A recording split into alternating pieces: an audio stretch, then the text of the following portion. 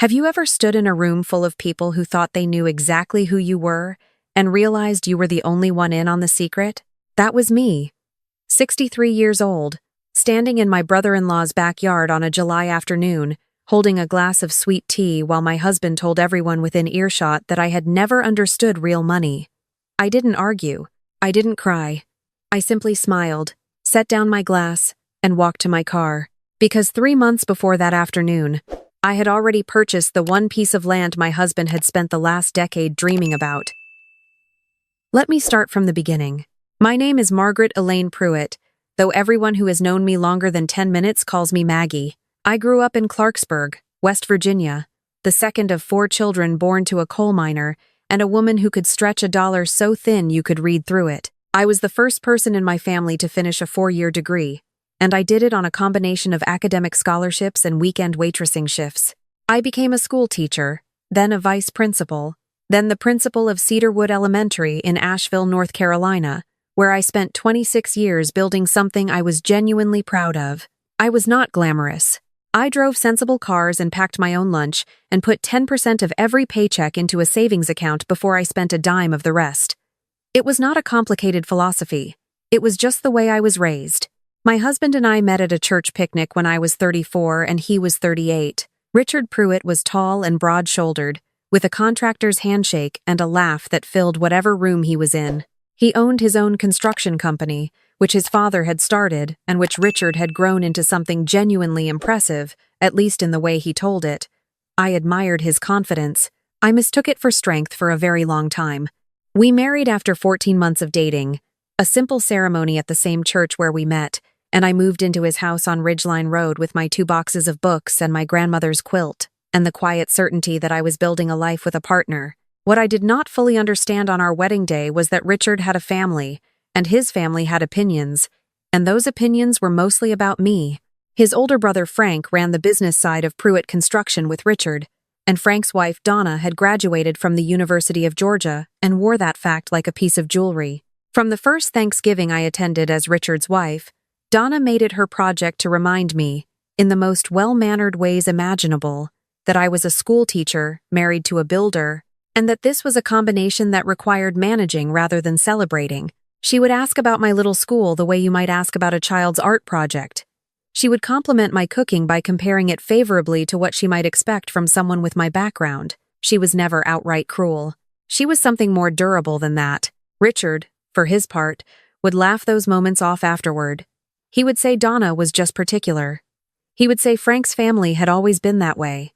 He would say I was too sensitive, and because I loved him, and because I had been raised to give people the benefit of the doubt, I accepted those explanations for longer than I should have. There was one thing my husband talked about more than anything else in the 22 years of our marriage: the Hargrove property. It was a 40-acre parcel of land on the eastern shore of Lake Sutton, about 20 minutes from Asheville, with a 1/4 mile of private waterfront and a ridge at the back that caught the sunset in a way that made grown men stop talking mid-sentence. Old Earl Hargrove had owned it since the 1960s, and when Earl passed, his estate had been slowly sorting out the legal tangle of what to do with it. Richard had driven me past that property on our 3rd date. He had talked about it on our honeymoon. He kept a photograph of the lake view on his desk at the office, and had told anyone willing to listen that one day, when the estate finally cleared probate and the heirs decided to sell, he was going to buy that land and build the vacation home he had always pictured. It was his dream the way some men dream about boats or motorcycles, not practically, but personally. That land meant something to him that had nothing to do with investment value. I had heard about the Hargrove property so many times over so many years that I knew its acreage, its tax assessment history, and the name of the estate attorney handling it the way I knew the names of my former students. And when that estate attorney sent out a quiet letter in February of the year I turned 63, letting a short list of potentially interested parties know that the heirs had finally reached an agreement and the property would be available for private sale before any public listing, I heard about it before Richard did. I heard about it because the estate attorney was the father of a girl I had helped through a very difficult 6th grade year back in 2004, and he remembered me, and he thought of me when he was putting together his list. I sat with that letter for 3 days before I made any decisions. I knew what the property meant to Richard. I knew the number he had always said he would pay for it without blinking. I also knew that for 22 years, I had been saving money in accounts that were entirely my own, not hidden from my husband but never fully explained to him either, because every time I mentioned my investment portfolio or my real estate holdings, Richard would smile and change the subject. He was not interested in my finances. He was not curious about how a schoolteacher had spent 2 decades quietly accumulating. He assumed, the way men like Richard often assume, that whatever I had was modest, and whatever he had was significant, and that was the natural order of things. I called the estate attorney on the 4th morning. I made an offer. It was accepted 9 days later. I closed on the Hargrove property in April through my LLC, the same company I had used to buy 3 rental duplexes over the previous decade. The deed was recorded. The transfer was complete. The land was mine. I did not tell my husband. I want to be clear that I had not planned this as a performance. I had not purchased that property with any dramatic reveal in mind. I bought it because it was beautiful and because the price was right and because, somewhere in the back of my mind that I was not entirely willing to examine at the time, I think I already knew that my marriage was approaching some kind of reckoning. The signs had been accumulating for years the way water accumulates behind a dam slowly, quietly, until the pressure becomes undeniable. My husband had started spending money in ways that he did not discuss with me. Not our joint account, which remained ordinary and domestic. His own business accounts, which were not my business, he said, because I would not understand the complexities of construction finance. He had hired a new office manager named Courtney, who was 29, and called him on weekends. He had started going to conferences in Charlotte that I later confirmed, through a combination of receipts and straightforward asking around, were not conferences at all. I am 63 years old and I spent my career reading children's faces for things they were not saying. Reading my husband was not a challenge. The 4th of July party at Frank and Donna's house was the annual gathering that Richard's family treated like a command performance. Donna hosted it with the seriousness of a state dinner, and attendance was not optional. I had attended every one for 22 years, and every year I had smiled through Frank's jokes about teachers and their summers off, and Donna's observations about my garden compared favorably to what one might expect, and the general ambient message from that family that I was a pleasant enough woman who had been lucky enough to land Richard Pruitt. This particular July afternoon, I arrived at Frank and Donna's knowing what I knew about the property, about Courtney, about the accounts, and about the quiet way my marriage had become something I was maintaining out of habit rather than hope. I had already spoken to a family attorney named Carol Yates, who had spent 30 years handling exactly these situations and who had reviewed every financial document I owned with a thoroughness that made me feel, for the first time in a long while, genuinely protected. The party was in full swing when Richard tapped his beer bottle for attention. He did this the way he did everything with the easy confidence of a man who expected rooms to organize themselves around him. He had an announcement, he said. He grinned at Frank, who grinned back in the way that told me they had already discussed this. He had some exciting news about a property opportunity. I watched my husband tell 30 of his family members and friends that he was going to finally buy the Hargrove property. He described the acreage, the waterfront, the ridge. He said the estate had come to him directly, through a contact he had cultivated for years. He said he was moving forward with an offer the following week. People raised their glasses. Someone said it was about time. Donna looked across the yard at me with an expression I had been seeing for 22 years. The one that said, "This is what Richard is, and this is what you married into, and aren't you grateful?" I said nothing. I was curious how far this would go. Richard glanced at me then, and something in my stillness must have registered because he walked over, lowering his voice to the tone he used when he was explaining things he thought I would find complicated. He said he was going to need to move some money around to make the down payment work. He said it wasn't anything to worry about. He said sometimes you had to act fast on an opportunity and not get bogged down in committee. I asked him which money he meant. He said our savings account. Not all of it. Most of it. He had already looked at the numbers. I had put nearly $40,000 into that account over the previous 3 years, from my school pension and my rental income, which Richard knew about in the vaguest possible way. He was telling me, in front of his family's yard, with the noise of the party around us, that he was planning to use that money for a property he did not know I already owned. I said that was interesting. He said he didn't need my permission, technically, on a joint account. I said I understood that. He said he had hoped I might be excited. He said he had been working toward this for years. He said a lot of men did not consult their wives on business decisions at all, and that he was being gracious by letting me know. Then Frank walked over, and Frank clapped Richard on the shoulder, and Frank said something about how Maggie had never really understood the scale of what Richard built. Had she?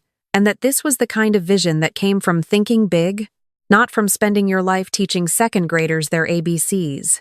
I had been waiting for that sentence, or something close to it, for 22 years. It arrived with less force than I expected. The truth is that by the time a person finally says the thing they have always been saying quietly, it is not a shock. It is just a confirmation. Richard did not tell Frank to stop. He took a sip of his beer and said that was a little harsh, in the way that meant he mostly agreed but wanted credit for softening it. I excused myself. I said I needed to get something from my car. I drove home without going back inside. That evening, I sat at my kitchen table and called Carol Yates. I told her it was time to begin the process. She was not surprised. We had been over the documents. She knew the assets. She knew the loans because there were loans, as it turned out, that Richard had taken against the business using my name as a co-signer on paperwork I had signed years ago without fully understanding what I was signing. Carol had flagged those months before. She had been thorough. The following Tuesday, while Richard was at the office, a process server delivered divorce papers to Pruitt Construction. I had already moved what I needed to move. I had already changed what needed changing. I had been doing that quietly for 8 months, the way I had been doing quiet, careful things my entire life. Richard called 11 times between noon and 3 o'clock. I let them all go to voicemail and forwarded them to Carol. He came home at 6:30 and I was sitting at the table with a cup of coffee and a folder of documents. He looked the way people look when something they assumed was fixed has turned out to be entirely unfixed. He said we needed to talk. I said I agreed. He sat down. He went through the expected sequence. He said this was an overreaction. He said whatever I thought I knew about Courtney was not what I thought it was. He said Frank had been out of line and he had actually said so privately afterward, which I did not believe but acknowledged politely. He said, 22 years was not something you threw away over a bad afternoon. I said I was not throwing away 22 years. I was concluding them. He said I would not be able to afford to do this. He said the joint account, which he had been planning to use for the property, was the bulk of my liquid assets. He said my teacher's pension was modest. He said my rental duplexes were sweet but not substantial. He was being, in his mind, practical. In his mind, he was explaining the financial reality to a woman who had spent her life teaching children to read, and who would discover, once she understood the actual numbers, that her position was not as strong as she imagined. I slid the property deed across the table. He picked it up. He read the address. He read it again. He looked at my name on the deed, and the name of my LLC, and the closing date in April. He set it down with the particular stillness of a man whose framework for a conversation has just been removed entirely. I told him that the Hargrove estate attorney had contacted me in February. I told him the property had been available for private sale before any public listing and that I had made an offer and closed within 6 weeks. I told him I had purchased it for almost exactly the number he had always said he would pay without blinking, because I had heard that number for the better part of 2 decades, and I knew it was fair. He said that was his property. I said it had never been his property. It had been his dream. There was a difference. He was quiet for a long time. Then he said I had done this to hurt him. I told him I had done it because the opportunity came to me, and I had the resources and the history with that land, and no good reason not to. The fact that it had turned out to be useful leverage was something I had not planned, though I will be honest and say I did not regret it. He said he wanted to work this out. He said this could all be different if I would just slow down. He used the word partnership, which I found interesting given the afternoon's events. I told him Carol Yates would be in contact.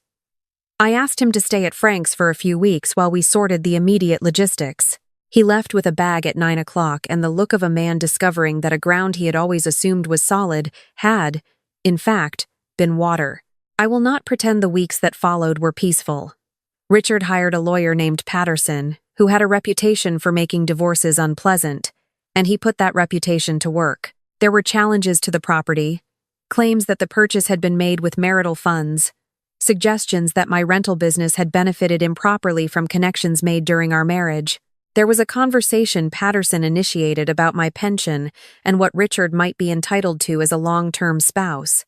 There was even a period where Frank made calls to parents of children who had graduated from Cedarwood under my tenure, which had no legal purpose whatsoever and was so transparently vindictive that Carol actually laughed when she told me about it. I had a folder for every one of those challenges. Carol had made sure of that 8 months before. The property had been purchased entirely with funds from my LLC, which had been capitalized by my own rental income and my own savings over more than a decade. Not a dollar of marital money had touched it. The paper trail was clean because I had been careful, and because Carol had reviewed it twice, and because, as it turned out, a lifetime of reading financial documents carefully before signing them was exactly the kind of habit that paid off in moments like this one. The pension question was addressed by the prenuptial agreement that we had signed at Richard's insistence 22 years earlier, because Richard had come into the marriage with business assets he wanted protected. It had not occurred to either of us at the time that the agreement would protect me more than him, since I had so much less to protect. Life has a way of reorganizing these equations. The fraud claims about my rental business went nowhere because the business predated our marriage by 4 years. Frank's calls to my former parents produced 3 people who called me directly to say they had been contacted and wanted me to know they had nothing but positive things to say, and one who left a message with Carol saying she was sorry for whatever Frank's purpose had been and that her daughter was doing beautifully. She was in college now, and thank you. 6 months after the 4th of July party, Richard and I reached a settlement. He received a fair share of our joint savings and an equitable division of the accounts we had built together. He received the house on Ridgeline Road, which he had wanted, and which I had agreed to release because it held no warmth for me anymore, and I had already signed a lease on a small place near downtown Asheville that felt, the moment I unlocked the door, more like mine than Ridgeline Road had in years. He did not receive the Hargrove property. Carol had made sure the terms were precisely clear on that point. The property belonged to my LLC. It had never been marital property. Patterson pushed on this until the week before the final signing, and then he stopped, because there was nothing left to push against. The morning the papers were finalized, I drove out to Lake Sutton. I had not been to the property since the closing, not in any meaningful way.